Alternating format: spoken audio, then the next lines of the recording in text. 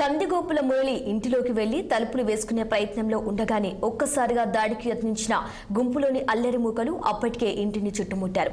ఇంటిలో తలుపులు వేసుకున్నప్పటికీ వాటిని బద్దలు కొట్టి ఇంటి కిటికీలను ఇతరత్ర వాటిని బద్దలు కొట్టారు. లోపలికి ప్రవేశించిన తెలుగుదేశం వర్గీయులు ఇంటిలోని సామాగ్రిని అంతా ధ్వంసం చేశారు, విచ్చలవిడిగా పడేశారు. ఇలాంటి పరిస్థితుల్లో కందిగోపులకు మురళి కుటుంబం భయాందోళనకు గురైంది. ఇక బెడ్రూమ్ తలుపులు తెరిచి ఉంటే తాము ఇప్పటికీ బతికి ఉండేవారు కాదని, దానికి బిగం వేసుకొని ప్రాణాలు అరిచేతిలో పెట్టుకొని వారు భయంతో వణికిన క్షణాలు అది అనుభవించిన వాళ్ళకి తెలుస్తుందని కందిగోపాల మురళి కుటుంబ సభ్యులు చెబుతున్నారు.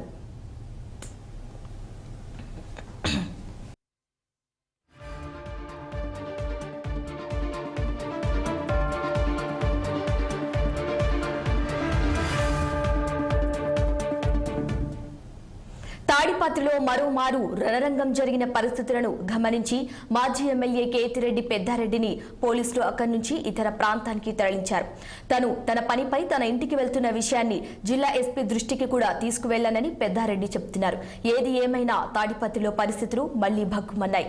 3 నెలల తర్వాత మరోమారు చోటు చేసుకున్న పరిణామాలు తాడిపత్రి ప్రజలు కూడా తీవ్ర ఆందోళనకు గురి చేస్తున్నాయి. మాజీ ఎమ్మెల్యే కేతిరెడ్డి పెద్దారెడ్డి అంచడిపై అప్పటికే టీడీపీ వర్గీయులు దాడి చేసి చితకబాదారు.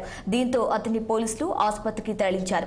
ప్రస్తుతం అక్కడ పరిస్థితులు మాత్రం నివురు కప్పిన నిప్పులానే ఉన్నాయి. అటు తెలుగుదేశం పార్టీకి చెందిన మాజీ ఎమ్మెల్యే మున్సిపల్ చైర్మన్ జేసీ ప్రభాకర్ రెడ్డి, ఎమ్మెల్యే జేసీ అస్మిత్ రెడ్డి ప్రస్తుతం తాడిపత్రి పట్టణంలో లేరు. అలాగే మాజీ ఎమ్మెల్యే కేతిరెడ్డి పెద్దారెడ్డి కూడా తాడిపత్రి పట్టణం నుంచి వచ్చి అనంతపురంలో ఉంటున్నారు. అయినప్పటికీ ప్రస్తుతం తాడిపత్రిలో ఎక్కడ చూసినా అటు జేసీ ప్రభాకర్ రెడ్డి ఇంటి వద్ద, మరోవైపు మాజీ ఎమ్మెల్యే పెద్దారెడ్డి ఇంటి పరిసర ప్రాంతాల్లోనూ పట్టణంలోనూ ప్రత్యేక పోలీస్ బలగాలు పహారా కాస్తున్నాయి.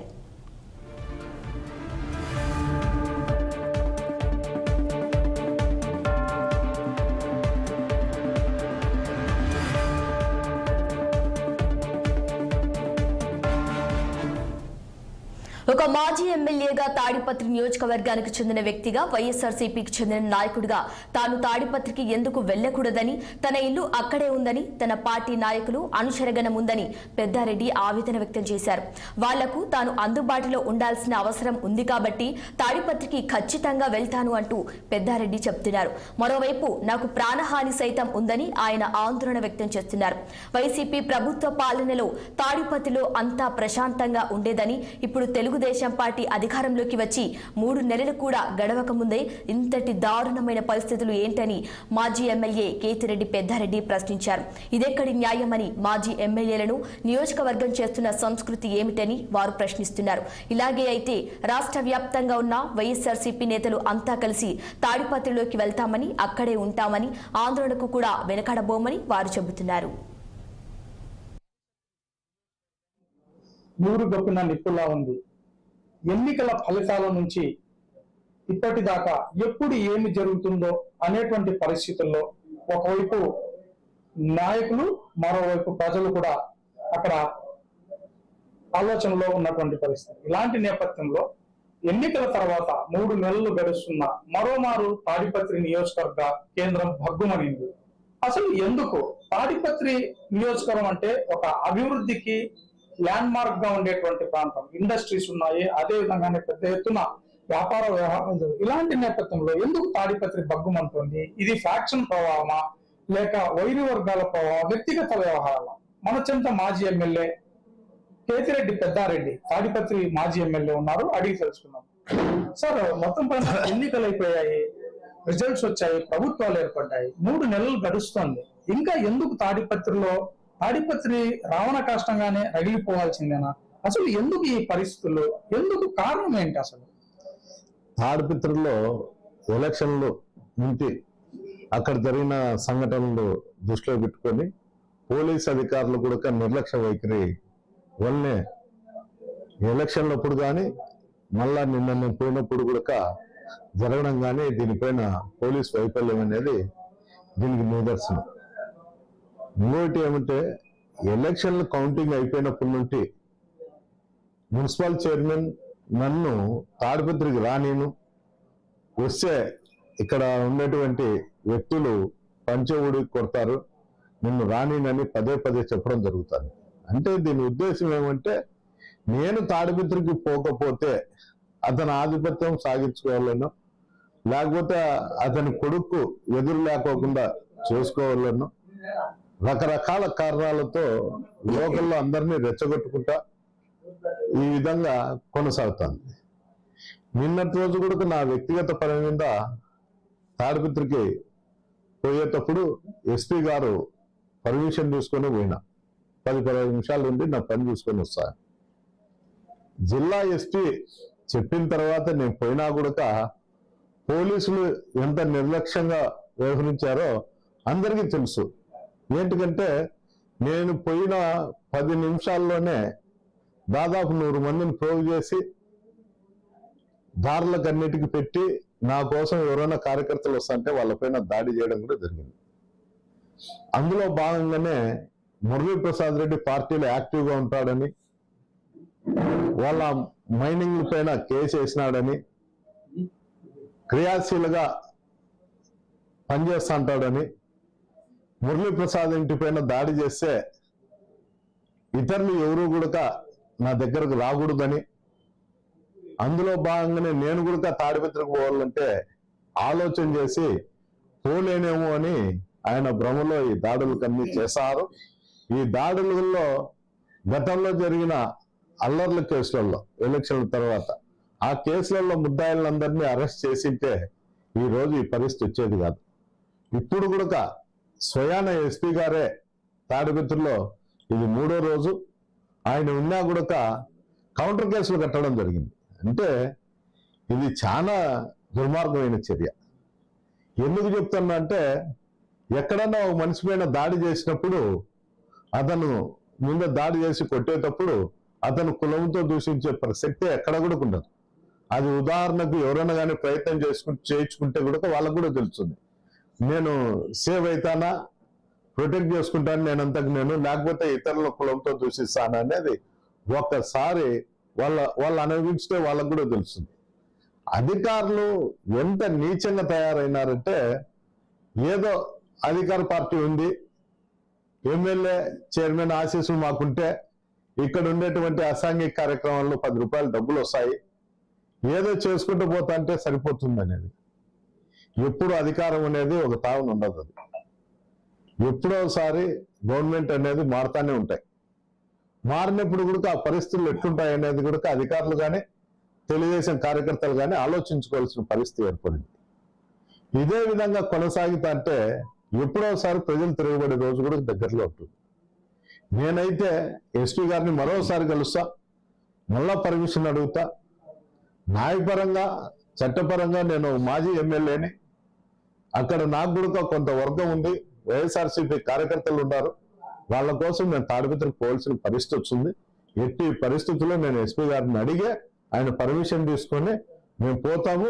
జిల్లాలో ఉండేటువంటి నాయకులు కూడా అందరినీ కూడా కలుపుకొని దీనిపైన ఒకసారి అందరం కలుసుకొని మాట్లాడుకొని దీనిపైన ఎస్పీ గారి దగ్గరికి మరోసారి కూడా పోయి నేను పోయిన తర్వాత మాట్లాడుకొని నేను తాడిపత్రికి పోతాను. ఈ సందర్భంగా అధికారం అనేటువంటిది శాశ్వతము కాదు అన్నారు.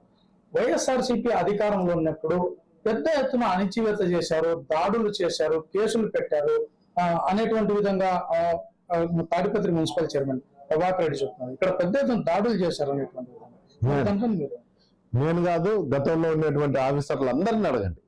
ఈ గవర్నమెంట్ వచ్చిన తర్వాత ఉండేటువంటి 2 ఎస్పీలు విన్నారు, వాళ్ళను కూడా అడగండి.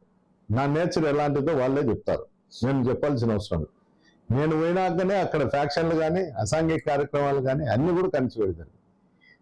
వారే ఎత్తున అతని మీద కేసులు పెట్టారు అని అతను అంటారు. గత ప్రభుత్వంలో అతను ఏడన్నా ఫ్యాక్షన్ కేసులు కాదు, ఇంకోటి కాదు, దొంగ లారీలు BS3 BS4 వెహికల్ తీసుకొచ్చుకొని ఆ వెహికల్ని ఇక్కడ అమ్ముకొని ఈ ఫేక్ ఇన్సూరెన్స్లు ఫేక్ అన్ని చేసుకొని అతని కేసులు పెట్టించుకున్నారు. కానీ ప్రభుత్వం తరఫున అవి అంటే ఎవడైనా కానీ విచ్చలవిడిగా దొంగతనాలు చేసుకుంటా, మెడలో చైన్లు గుంచుకొని పోతా, ఏం చేసినా కేసులు పెట్టకూడదంటే ఇంకా ప్రభుత్వాలు ఏంటికి, పోలీసు వ్యవస్థ ఏంటికి, అన్ని వ్యవస్థలు అనేది ఈ రాజ్యాంగంలో ఒక చట్టం. అది ఈ రాజ్యాంగ వ్యవస్థలో ఇంతమంది అధికారులు, ఏ డిపార్ట్మెంట్ ఆ డిపార్ట్మెంట్ సపరేట్ ఉంటాయి. ఇంకా కేసులు పెట్టుకోకుండా ఏంటివి ఉంటే ఇక్కడ జరిగేది ఏమంటే రావణ కష్ట తప్ప ఏరేది ఏం జరగదు. మీరు ఒకటి చెప్పండి, ఇటీవల మాట్లాడుతూ ప్రాణహాని ఉంది, నన్ను చంపడానికి ప్రయత్నం చేస్తున్నారు. అసలు మిమ్మల్ని చంపాల్సినటువంటి అవసరం ఎవరికి ఉంది? ఎందుకు ఎవరు మీకు ప్రాణహాని ఉందని ఎలా చెప్తున్నా అంటే ఇదే దాడిలో కారణం. నా ఇంటి మీదకి ఎలక్షన్లు అయిపోయినా కూడా దాడి చేయడానికి ప్రయత్నించినాడు, ఎలక్షన్ రోజు ప్రయత్నించినాడు. రకరకాల కారణం. గతంలో కూడా మా కుటుంబంలో నష్టపోయినాము. దీనికి అన్నిటికీ ఎలా అంటే దీనికి చెప్పాల్సిన అవసరం లేదు, అది ప్రభాకర్ రెడ్డి దృష్టిలో ఉంటుంది. ఎలా అనేది అంతో ఇంతో అనుమానం ఉండేదో నా సెక్యూరిటీ, నా పరిస్థితి, నాకుండేటువంటి ఆన్సర్లు, నాకుండేటువంటి ఇన్ఫర్మేషన్ వల్లే ఇవన్నీ జరుగుతాయనేది ఉంది. నేను అనేవాడిని లేకపోతే వాళ్ళు నామినల్ ఎలక్షన్ జరుపుకోవాలని పరిస్థితి. రాజ్యాంగ పద్ధతిలో నేను కూడా న్యాయపరంగా చట్టపరంగా అక్కడ రాజకీయాలు చేస్తాను తప్ప నేనైతే ఎవరిని హత్య చేయాల్సిన అవసరం లేదు, ఉండట్లేదు. మీ ప్రాణహాని ఎవరి నుంచి ప్రాణహాని చేసే కుటుంబంతో మొత్తం పైన తరచూ ఇలాంటి సంఘటన జరుగుతుంది. తాడిపత్రికి మీరు వెళ్ళినప్పుడు కావచ్చు, లేదా ఎన్నికల సందర్భం కావచ్చు, మరి దీనికి ఏదైనా ఒక పోలీస్ స్టాఫ్ ఒక మార్గం ఏమైనా ఉందా? ఈ ఘర్షణలు ఇవన్నీ లేకుండా తాడిపత్రిని ప్రశాంతంగా ఉంచడానికి కానీ, ఒకవైపు పార్టీల పరంగా జరుగుతున్నటువంటి ఘర్షణ నేపథ్యంలో ఒకవైపు బిజినెస్ కు సంబంధించినటువంటి ప్రాంతం తాడిపత్రి, అదేవిధంగా సాధారణ ప్రజలు కూడా ఇబ్బందులు పడుతున్నారు. మరి దీనికి ఏదైనా పోలీస్ స్టాఫ్ ఒక మార్గం ఉందంటారా ఒక నాయకుడిగా మీరు? అంటే ఒక వైపు నుంటే సర్దుకుంటే రెండో వైపు నుండి కూడా సర్దుకోవాలా, అది లేదు. నేను ఎమ్మెల్యే అయినప్పటి నుండి నేను ఒక వైపు నుండి సర్దుకొనే పోతున్నా, రెండో వైపు నుండి లేదు. నాకు అవకాశం వచ్చినప్పుడల్లా నేను చేయాలనే ఉద్దేశమే అతనిలో ఉంది.